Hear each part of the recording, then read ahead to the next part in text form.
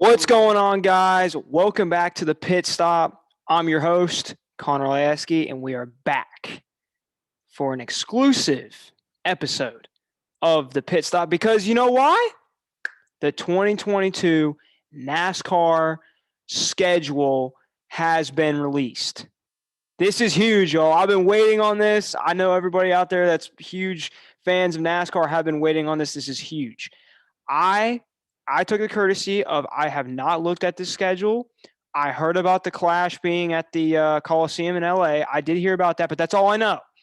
Okay, so I'm going to reveal the schedule in this episode, and I'm going to have my full reaction on going down the list of where they're racing at, what's new, and I'm super excited to do it on my podcast because the fans that watch my videos, they can see it on here, as well as I'll drop the link for the schedule in the comments for y'all to go look. But this is big. This is awesome. I'm super excited. As soon as I saw the schedule was being released this week, I said, yep, dropping the video when it is released. It was released about 35, 40 minutes ago. NASCAR put it out to the public. I'm going to have my full reaction to the schedule up here in just a few minutes. But first, I want to talk about what went down last Saturday night at Richmond. We had a pretty good race overall, guys. A couple lead changes with Kyle Larson, Kyle Busch, Martin Truex Jr. It seemed like everybody up there was kind of dominating the race. And then overall, Martin Truex Jr. got the win. Kyle Busch, again, like I said, I think he would have had it. I said last week, I think he was going to either win at Richmond or Bristol. He dominated a lot of Richmond coming from the back, but he had a speeding penalty. And, that stuff happens. But if you're going to win a race in the playoffs, you can't make those kind of mistakes. So he still finished in the top 10, but he couldn't get the win. I personally think he would have won if he would have, not sped and got back up to the front. But we are going to look at the standings that are right now going into Bristol Saturday night. So let's go ahead and take a look here. See what we have going on here. So Denny Hamlin is still at the top. He's moving on because he won at Darlington. Martin Truex Jr. won at Richmond. So he's moving on. And then, of course, Kyle Larson is first outside of the ones that haven't won. He's probably moving on. I'm pretty sure they've already told NASCAR that he's automatically moving on based off of points. Even if he wrecks out in Bristol, he's moving on. So these three drivers for sure are moving on. I think Joey Logano is going to move on with, a pretty point heavy lead here in the standings. And, he races very good at Bristol, so he's probably going to do a good job anyways at Bristol. He might be a favorite this weekend. And then, of course, we have Ryan Blaney. He kind of moved back up in there after he wrecked at Darlington, moved back up to the fifth spot. And then Kevin Harvick is now sixth. He had another top 10 finish. He continues to have these top 10s, but can he get a win? He's going to need a win coming up if he moves on to the round of 12 or the 8. He's going to have to get a win here. But right now, the top 10s are good. He's going to be able to move on if he races well this week at Bristol. So another top 10, maybe top 15 finish should easily get Kevin Harvick in. Also, I should note, I put on my Instagram page that Kevin Harvick revealing a new sponsor and a new paint scheme for this weekend, Subway. It kind of sucks a little bit.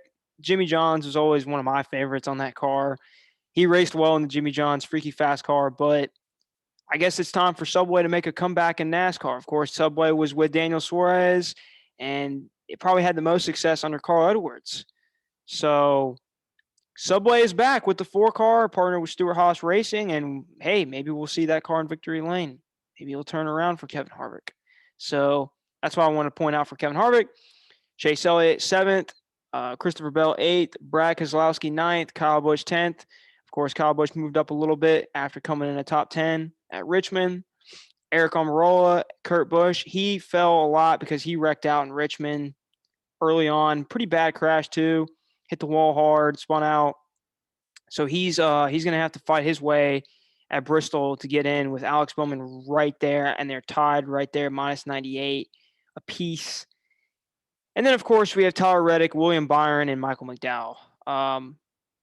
So this is very interesting to me because William Byron is the one driver that surprises me. He's under the cut line. And y'all, he had 2 wins this season? Man, and a lot of people thought that the Hendrick cars were going to be in the 8 because Hendrick's been dominating this season, right? Hendrick, we've all been talking about how good Hendrick is. But we got 2 Hendrick cars might be getting bounced in the round of 16. This is how crazy the playoffs can be. It's a whole different season, y'all. It's a whole different season when you get to the playoffs. All those wins and stuff help. They gain points. But when you get in the playoffs and you wreck out first couple races or something, you don't come in the top 10, this is the kind of outcome that's going to happen. So Alex Bowman's going to have to do a lot if he wants to get to the playoffs, and so is William Byron. This is not going to be an easy task, y'all, for the Hendrick boys. Not easy for them at all. I think Michael McDowell is in a must-win situation. I think he's going to be out regardless. He's kind of behind too much, and Tyler Reddick's going to have to do a lot as well. I mean, this is honestly, I think Michael McDowell, Byron, Reddick are going to be out. I don't think they're going to make it, and it's going to be probably between Eric, Kurt Busch, and Bowman. I think one of those 3 is going to be that next 4th guy out. It's going to be tight between them. We'll see what happens. That's just my guess. I'm actually going to go with Kyle Busch winning at Bristol. I think he almost had it last week, and I think Bristol is one of his best tracks. So I think he's going to get it done this week, and he'll move on. And we will have our 12 drivers. So that's the standings as of right now. Of course, tune in Saturday night at Bristol under the lights. It's going to be interesting. But I want to take a look now at the schedule and reveal that because I feel like that's the biggest news that's been going on this week. Of course, everybody's still paying attention to the playoffs, and it's getting interesting. It's getting real, y'all. Okay, we about to have a cutoff here this weekend, so it's getting real. But I do want to take a look at the schedule because this is pretty big. I know you guys are probably going to want to see this, if not already. I'm going to have my full reaction of the schedule here right now. So this is NASCAR.com. You can go on NASCAR.com and check this out. They have the article announces 2022. Alex Weaver, of course, addressing it. The media addressing it. Of course, NASCAR announced the Clash is going to be prior to the prelude event. Daytona 500 will take place at Los Angeles Memorial Coliseum on February 6, 2022. Interesting. So that's huge. Big move there. But I don't want to read anything else because I want to see the schedule before I get spoiled. So here we go, guys. Let's start it off at the top. NASCAR 22 Cup Series schedule right here. Sunday, February 6th, like I just said, the Clash is at LA Memorial Coliseum. Guys, this is so fantastic. I'm so happy they're doing something like this. Of course, Daytona is always cool to watch the Clash, but they already do the duels. So I think doing this would really get people into it. Like, oh my gosh, like they're racing at the LA Memorial Coliseum where, Super Bowls, Olympics, football was played there. I mean, it is awesome that they're doing this. It's going to be a short track, obviously, but hey, I'm down for short track racing. I love short track racing. I've already seen people come out, Brad Keselowski, Kevin Harvick, they're coming out on Twitter saying this is a great move by NASCAR. This is a good move. This is something that I believe that's going to be very beneficial. I think fans are going to show out, bringing the sport obviously to California, Los Angeles, bring NASCAR fans maybe there. It's going to be awesome to see all those people in the stadium, in a football stadium kind of atmosphere, and building a short track around there. I think that's great to start off the NASCAR season. So super excited. That's huge, huge, huge news. Never happened before. It's going to be brand new. So I think that's going to be so cool. Very excited about that for the opening season. So moving on, Thursday, February 17th, duel at Daytona.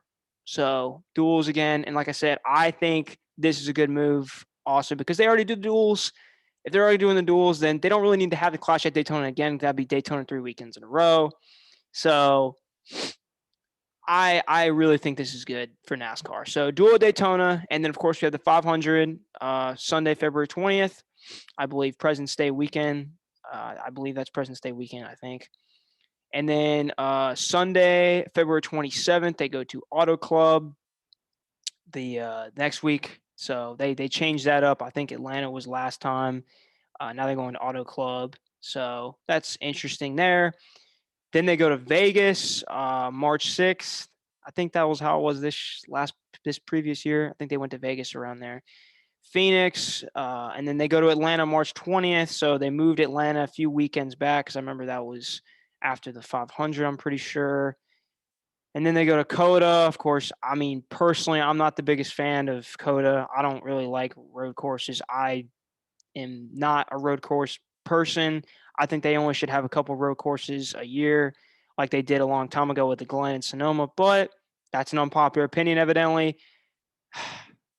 So I can't do anything about that. Then they go to Richmond, Martinsville, and then I guess they're keeping the Bristol Dirt race here Sunday, April 17th. So that's back. Bristol Dirt, I don't know how many people really enjoyed it. I heard it was kind of hard to see if you went because there's just so much dirt everywhere. It's different, you know. I mean, some people really love it, and some people don't like it. It doesn't really do much for me. I think it's something cool to watch. It's different, but they also need to work on some things because they had a lot of problems with visibility.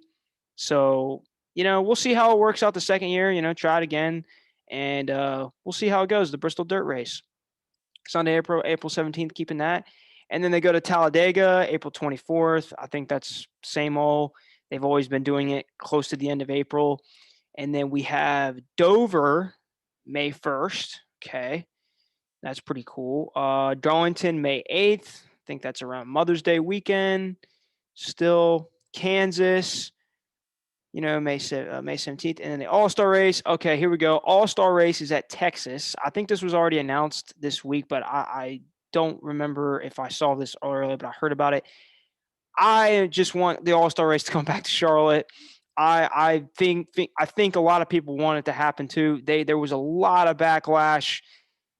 You know, some people didn't like it at Texas. There was some other things going on with the weather and the cooler situation, but hopefully this next year will be better at Texas.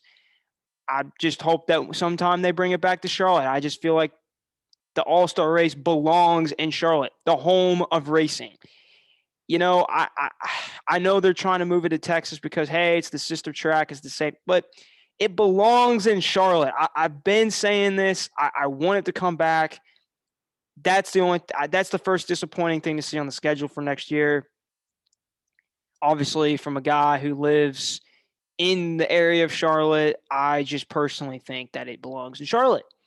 I feel like it's always belonged in Charlotte. That's, you know, where the home of racing is, where all the drivers are from and live, and it's just I don't know why they have it in Texas, but you know, that's a SMI thing. That's nothing to do with me. But hey, that's just my opinion. I guess that's the first disappointing thing to see on the 2022 schedule. That really disappoints me, I guess, because I really wanted to see it in Charlotte. I wanted to come back, but it's in Texas, y'all. Like, again, May 22nd, and then of course the Coke 600. They'll go right back to Charlotte the following week, which is what they used to do. They used to have the All-Star or the Coke 600 the next weekend. So, what is this? Worldwide Techno. Oh my. This is huge. Sunday, June 5th, Worldwide Technology Raceway. Y'all, that is in St. Louis, the STL. Wow. I was not expecting to see that. I had to take a second look. I was like, wait a minute. Does that say Worldwide Technology Raceway? I was like, I haven't seen that before. That is in St. Louis, y'all. For those who don't know, St. Louis does have a track. They haven't been there in a long time. I guess they're trying to maybe renovate the track and get it back open for racing. Wow, that's for Cup Series. You know, I feel like that they've had a couple truck series there race there before, but wow, I was not expecting to see the STL on this list. Wow, that's going to be awesome. That's really cool to see on right coming off of the Coke 600 too. Wow, that's great. I'm impressed. I will say that's cool. I wasn't expecting that. That's going to be very interesting. I'll have to read up on that. But STL on the NASCAR Cup Series schedule. So those of you who are out west and like to go see some racing out west, St. Louis, giving y'all an opportunity. But okay, so that's pretty neat. June 5th, keep on going. Sonoma, June 12th. Nashville, they're returning to Nashville. Yeah, I think Nashville was pretty neat to see. I think NASCAR belongs in Nashville. I don't know how many positive negatives I heard. I do know some people that did go to that race, and they said it was kind of a mess. I don't know if they were really prepared, but this is just rumors. I mean, these are just people. I wasn't there, but I did hear some things. So maybe they're going to try to, improve on that kind of stuff. But either way, it belongs in Nashville. Cool that they're coming back to Nashville. Like, good to see it back in Nashville for sure. Another road course, Road of Americas, the week they did that previously this year. Of course, they're trying to bring back more road courses. I've already told you all about my opinion about road courses, but hey, looks like they're keeping that. Second race in Atlanta. Remember, they're repaving the track. I forgot to mention that when I saw the first Atlanta race in March. So that's going to be interesting to see. They're racing Atlanta twice. And, of course, the repavement, the different banking situation they're doing in Atlanta. So that's probably why they're going there twice. So after that, we got back to New Hampshire, Pocono, the Indy Road course. I personally think there should be just the Brickyard, but I guess that's something on the schedule that disappoints me a little bit. I wish they were bringing back the Brickyard. That was the traditional Indy race, but I know they're trying to be like NASCAR's trying to be more like Indy. I feel like with all this kind of stuff, with the road courses and the one lug nut. But hey, that's beyond me. I'm just a guy with a podcast that likes to analyze this kind of stuff and talk about my opinion about NASCAR and share it to y'all. But hey, I personally think they should bring back the Brickyard, but they're doing the road course again. They had a lot of issues, y'all, this year. I'm sorry, with the whole missing that chicane, and I mean, there was like 15, 20 wrecks. They couldn't even turn. I mean, there's a lot of things that need to improve on that. That Sunday, July 31st, they need to have a lot of improvements because that was ridiculous. I don't think any of the drivers enjoyed that. So if they're gonna do this, if they're gonna do this again, it sounds like they need to fix that. Okay, let's keep moving on. Michigan is the August 7th. That's normal. Richmond, the Glen, going back to another road course. And then Daytona would be the last, Saturday, August 27th.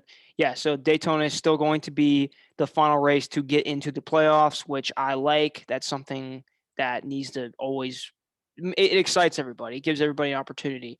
So to get a driver that may not be very consistent come out, it's a wild card race. So that's why I went to it this year. It was very exciting. It was great. So I'm glad to see that. That's still on the schedule at the end of the season.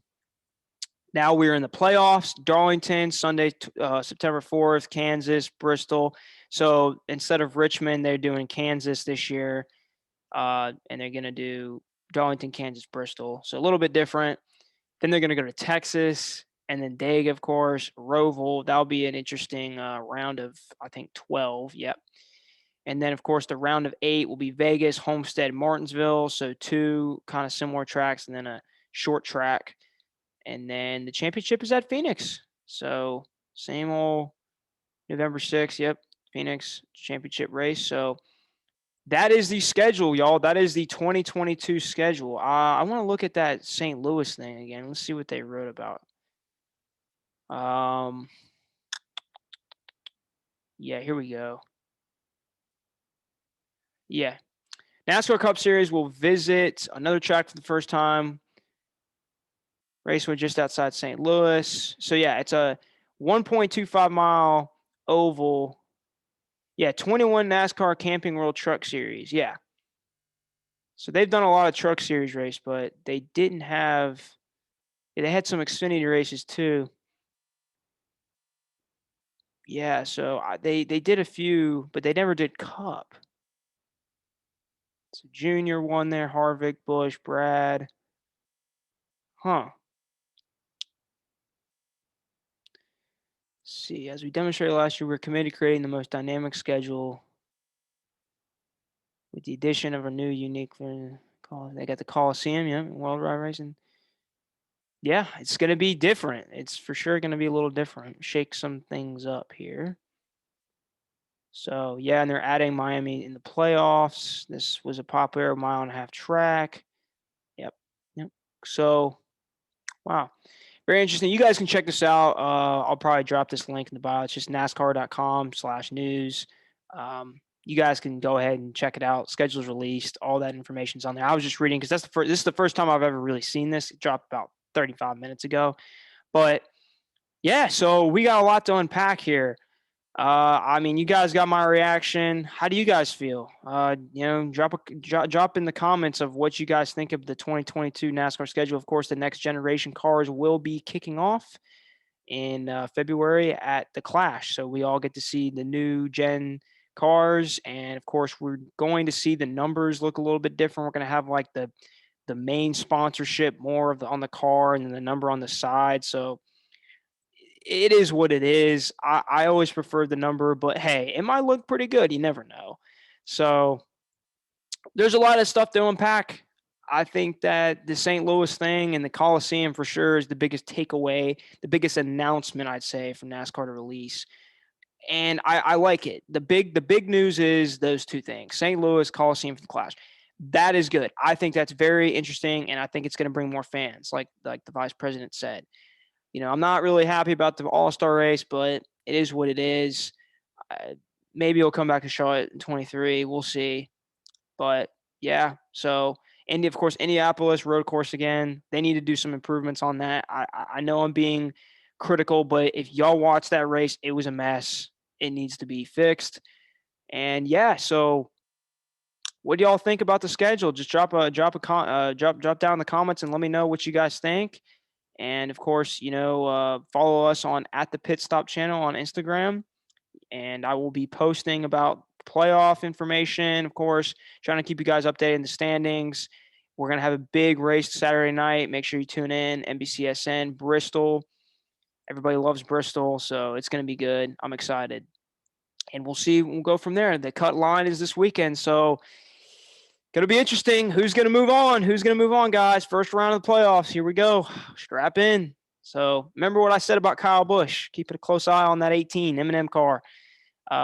He's probably gonna bring it home this weekend after all that complaining he did at Darlington. So stay tuned, guys. Stay tuned. Adios, guys.